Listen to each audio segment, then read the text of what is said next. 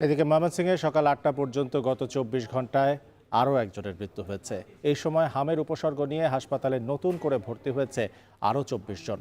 হাম পরিস্থিতির সবশেষ খবর জানাতে ময়মনসিংহ থেকে আমাদের সঙ্গে যুক্ত হচ্ছেন ইমতিয়াজ আহমেদ। ইমতিয়াজ, হাম পরিস্থিতির সবশেষ কি তথ্য আপনার কাছে আছে? চিকিৎসা সেবা যেটা পাওয়ার কথা সেটা ঠিকভাবে পাচ্ছে কিনা?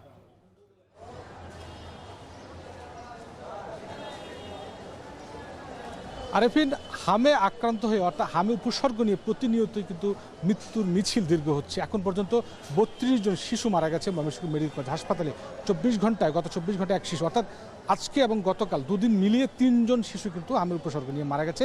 ১০২ জন শিশু কিন্তু ভর্তি রয়েছে। ২৪ ঘন্টায় ২৪ জন শিশু নতুন ভর্তি হয়েছে, ১৭ জন শিশু সুস্থ হয়ে বাড়ি ফিরে গেছে। এত অস্থিরতার মাঝেও একটি স্বস্তির সংবাদ আমি ময়মনসিংহের মানুষদের জন্য দিতে চাই। একটু আগে আমার সঙ্গে কথা হয়েছে ময়মনসিংহের সব মেডিকেল কলেজের হাসপাতালের সহকারী পরিচালক ডাক্তার মাইনুদ্দিনের সঙ্গে। তিনি যেটা জানিয়েছেন যে আমরা আগেও কিন্তু বলে আসছিলাম যে একটি পেডিয়াট্রিক আইসিইউ না থাকার কারণে এই মৃত্যুর সারি কিন্তু দীর্ঘ হচ্ছে।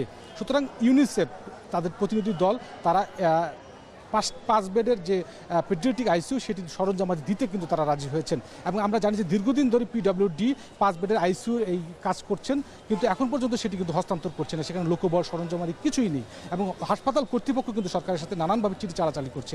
যেহেতু ইউনিসেফ হাসপাতাল কর্তৃপক্ষ বলল যে ইউনিসেফ যেহেতু সরঞ্জামাদি ৫ বেডের আইসিইউ সরঞ্জামাদি দিতে রাজি হয়েছে, এখন সরকারের পক্ষ থেকে যদি লোকবল দেওয়া হয় এবং পিডব্লিউডি যদি এই আইসিইউ এর যে কার্যক্রম এই বিল্ডিংটি যদি হস্তান্তর যে রুমটি তারা ঠিক করেছেন, তাহলে কিন্তু ৪ থেকে ৫ মাসের মধ্যে কিন্তু আইসিইউটি স্থাপন করা যাবে। অর্থাৎ এই যে সমস্যাটি, এই হামের পরেই কিন্তু আবার নিউমোনিয়ার সময় আসছে, অর্থাৎ এই যে সমস্যাটি, এই সমস্যাটি কিন্তু অনেকটা রোধ করা সম্ভব হবে বলে, কিন্তু যেহেতু এখন এই মুহূর্তে আইসিইউ নেই, যেটা চিকিৎসকরাও বলছেন এবং সাধারণ রোগীরাও যেটা উদ্বিগ্ন রয়েছেন, রোগী স্বজনরা, যে দ্রুত সময়ের মধ্যে আইসিইউটা স্থাপনের জন্য এই যে প্রক্রিয়াটি ইউনিসেফের সঙ্গে এটি সরকারের পক্ষ থেকে দ্রুত সময়ের মধ্যে কার্যকরী ব্যবস্থা নেওয়া দরকার। এবং পাশাপাশি একটু বলে রাখতে চাই, যেহেতু ময়মনসিংহ মেডিকেল কলেজ হাসপাতাল বিভাগের অন্যতম একটি হাসপাতাল, জেলার বাইরে বিভাগের বাইরেও কিন্তু গাজীপুর থেকে কিশোরগঞ্জ পর্যন্ত সেখান থেকেও কিন্তু রোগীরা আসে। আজকে যে রোগীটি মারা গেছে ১৫ মাস বয়সের শিশুটি, সে কিন্তু শ্রীপুর গাজীপুর থেকে এসেছেন। অর্থাৎ হামের যে উপসর্গগুলো রয়েছে, হাম যেহেতু তীব্র ছোঁয়াচে একটি রোগ, শরীরের ইমিউনিটি সিস্টেম অর্থাৎ রোগ প্রতিরোধ ক্ষমতা একেবারে ভেঙে পড়ে, কোনো অ্যান্টিবায়োটিক বা কোনো ধরনের ওষুধপত্র সেখানে কিন্তু কাজ করতে চায় না এবং শেষ সময় যখন আসে তখন কিন্তু জীবন মৃত্যুর সন্ধিক্ষণে চলে যায়। এবং যেটা আগেও বলছিলাম, পেডিয়াট্রিক আইসিইউ না থাকার কারণে এই মৃত্যু মিছিলটা আরও দীর্ঘ হচ্ছে। বাবল সিপ্যাপ তৈরি করে ডাক্তাররা কোনোভাবে ভেন্টিলেটরের ব্যবস্থা করছেন।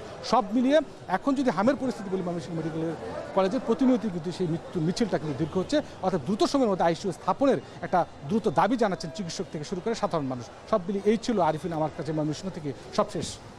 হাম পরিস্থিতির সবশেষ খবর জানাতে আমাদের সঙ্গে ময়মনসিংহ থেকে যুক্ত হয়েছিলেন ইমতিয়াজ আহমেদ।